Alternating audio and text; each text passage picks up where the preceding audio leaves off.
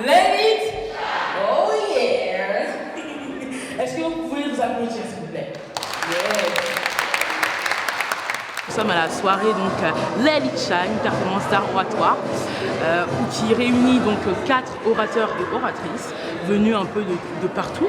Ils sont tous les 4 excellents orateurs et oratrices et j'en suis fière. Khouloud va à la positive traiter le sujet « Le vivre ensemble est-il une utopie ?» Quand je serai grande, je croquerai la vie à pleines dents. J'aurai plein d'amis de tous horizons. Et on pourra vivre les uns avec les autres, même si on est différents, sans discrimination.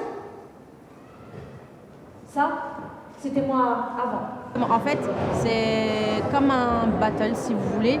Chacun fait son texte de 5 à 6 minutes et puis l'autre répond en fonction. Moi, j'ai pas de texte. Justement, je le fais en improvisation. Donc on va voir ce que ça va donner. Le vivre ensemble est-il une utopie? Donc finalement, ce qui nous a été dit ici, c'est que le vivre ensemble est impossible. À Saint-Denis, le vivre ensemble est impossible devant cette salle. Donc moi, contrairement à mon cher contradicteur, j'ai un texte. Je trouve ça peu rassurant et puis ça m'empêche de faire quelques fautes. J'ai grandi et la réalité me rattrape. Le monde m'a dit « Non, c'est pas comme ça que ça marche ». Quand on prend la parole en public, on n'est jamais réellement totalement à l'aise. Qu'on est préparé ou qu'on n'est pas préparé, il y aura toujours cette incertitude, ce petit trac avant de prendre la parole, toujours. Le vivre ensemble, ce n'est pas uniquement chanter ensemble, ce n'est pas uniquement rire ensemble, c'est aussi souffrir ensemble. Dans une famille, qui ne s'est jamais écharpé? Pour être honnête, je l'ai fait aujourd'hui.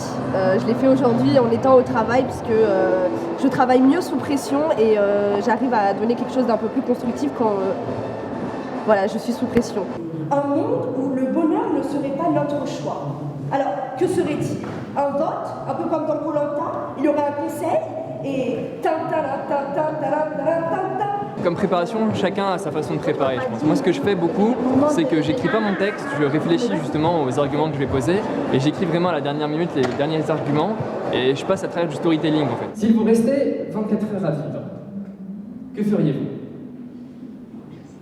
Cette question a été posée par un vieillard démuni, entrant dans un métro parisien.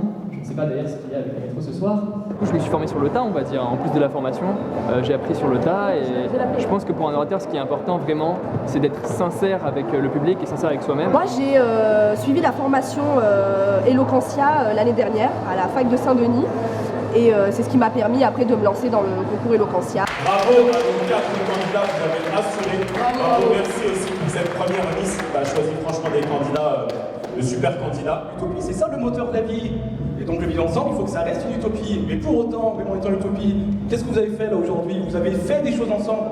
Et le faire ensemble, c'est pas plus beau que le vivre ensemble finalement? Bon voilà, vous avez vu? Avec 657 points. Et Sophia.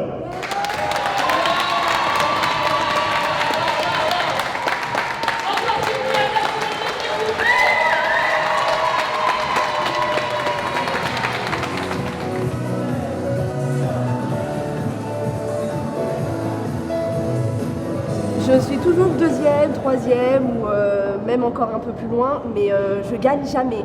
Et du coup, j'étais hyper surprise d'être sacrée grande gagnante de cette belle soirée. Et je suis très heureuse et c'est un grand honneur que de représenter Saint-Denis. Et merci.